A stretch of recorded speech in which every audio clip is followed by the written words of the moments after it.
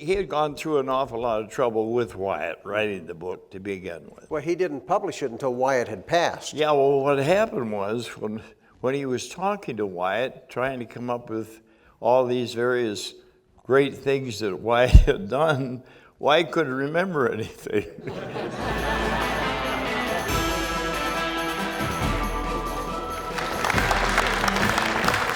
Welcome to A Word on Western. I'm Rob Word, and today we're going to talk a little bit about gunfights. The gunfight at the OK Corral, perhaps the most famous gunfight of all time. And the man most identified with Wyatt Earp is not Walter Houston from Law and Order. It is not Richard Dix from Tombstone, The Town Too Tough to Die. It is not Henry Fonda from My Darling Clementine. It is Hugh O'Brian from The Life and Legend of Wyatt Earp, and the shootout at the OK Corral. It evolved as the series went on for 5 or 6 years and followed his real life. Our guest today played Morgan Earp in the gunfight at the OK Corral with Hugh O'Brian, Mr. Ray Boyle. How do you do? Welcome, Ray. Thank you. Now, what's a little confusing to me, I think, and maybe some other people too, is that when you were Morgan Earp on The Life and Legend of Wyatt Earp, you were not Ray Boyle, you were Dirk London. Okay. How did that happen? That's pretty simple. What happens is, I started out as Ray Boyle, and there was another gentleman in New York called Ray Boyle. New York City? New York City, and he was a triple threat man. He was a director, an actor, he was everything. What happened was, I kept losing jobs out here because they would say, Jesus, Ray, we were going to call you, but we saw you working in New York. Okay? So it finally got to the point after a certain period of time that I finally said, hey, let's not fight this, and I started out and changed my name. It seemed to work. You were working a lot in the 50s before you were cast as Morgan Earp, but you mentioned to me that you knew Stuart Lake, who had done the book back in 1930 about Wyatt Earp, the real Wyatt Earp. All right, I feel that Stuart Lake's book is probably the most well-written. And there's many, many, many young writers today that have kind of trying to blow him out of the water, okay?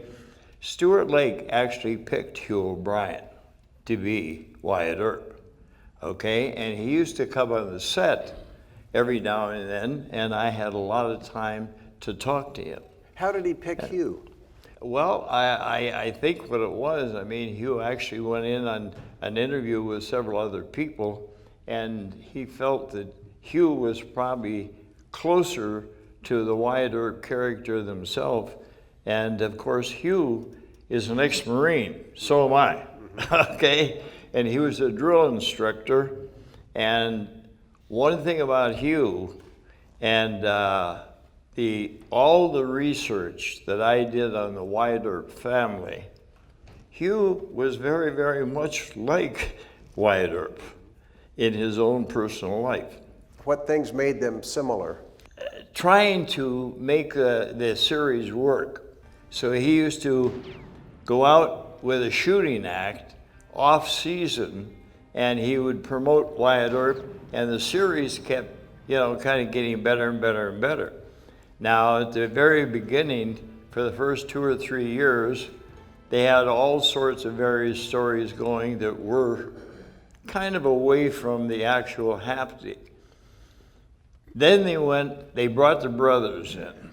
They brought Virgil Earp and myself in as Morgan Earp. So once that happened, Stuart Lake, book became very, very important. In fact, I feel that, Kurt Russell's show, this is, to me, of all the old Wyatt Earp shows, I think Kurt Russell's show was probably one of the most authentic. I agree. I love it. Yeah. None of your problem, Doc. You don't have to mix up in this. That is a hell of a thing for you to say to me. In a battle. The last charge of Wyatt Earp and his immortals. At the OK Corral. Oh, my the West would never forget. You tell them I'm coming, and hell's coming with me! Justice is coming to Tombstone. The gunfight at the OK Corral in Tombstone. Yeah. How realistic was the recreation that was done on the TV series? Well, let me put it this way. In all of my research, Doc Holliday, this was a cold October morning, the shootout at the OK Corral. Doc Holliday was wearing a long gray coat almost down to his ankles. Virgil had a shotgun he wanted to hide, so as you were coming down to the OK Corral, he said, "Here, Doc, put this under your coat." So Doc slipped his arm out of the thing, more like a cape, and put the shotgun under it so he couldn't be seen.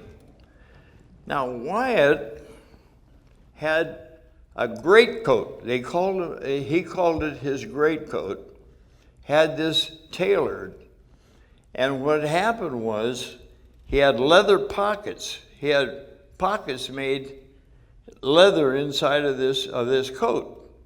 And when he was shooting at the OK Corral, he pulled his guns out of the pocket of this overcoat. What do you remember about the actual shootout when they were filming it, too? Did it match up with what your research had shown? I tell you what, in our particular series, they did it in slow motion. Mm-hmm. Wyatt was on the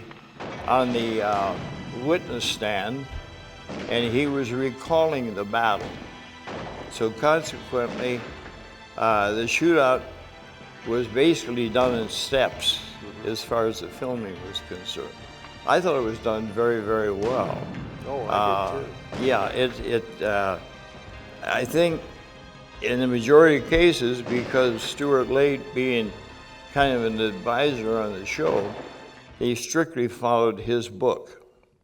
And was Stuart Lake on the set very often? he would come in on the set, and this is what gave me an opportunity to talk to him. Well, he had gone through an awful lot of trouble with Wyatt writing the book to begin with. Well, he didn't publish it until Wyatt had passed. Yeah, well, what happened was when he was talking to Wyatt, trying to come up with all these various great things that Wyatt had done, Wyatt couldn't remember anything.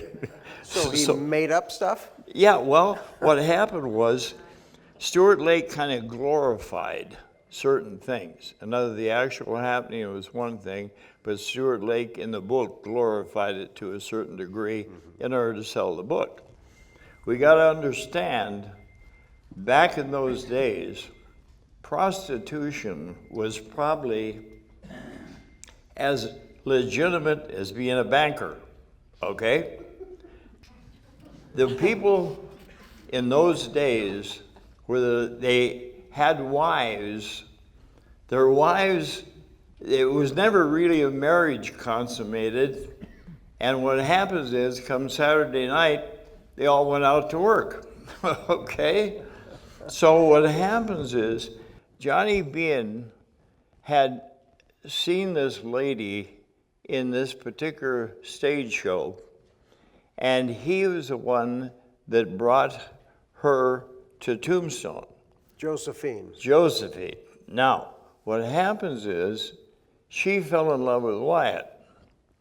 And this was one of the biggest causes, I think, of the OK Corral. Really came right down to it. So what happens when Stuart Lake wrote the book, I don't know, it didn't say anything particularly in this book as far as her being a prostitute or whatever. He called her a banker. Yeah, but this is what most of this is what most of the ladies were at that particular time. So when he wrote the book, she kept saying, "No, don't write this. No, don't write that." So in other words, Stuart Lake's hands were tied when it came to doing a lot of the things that Wyatt really had happened to him. He had died before Stu finished the book, and writers of today say it was glorified a great deal. Well, and you're saying it, they're probably right, but so many people have always used that book as the resource Right. to tell the story. Very much. Hi, I'm Rob Word. I hope you enjoyed A Word on Westerns. It's an interview series we do. We post a new one every single week. If you missed any, just sign up for this little baby right here. Whoa.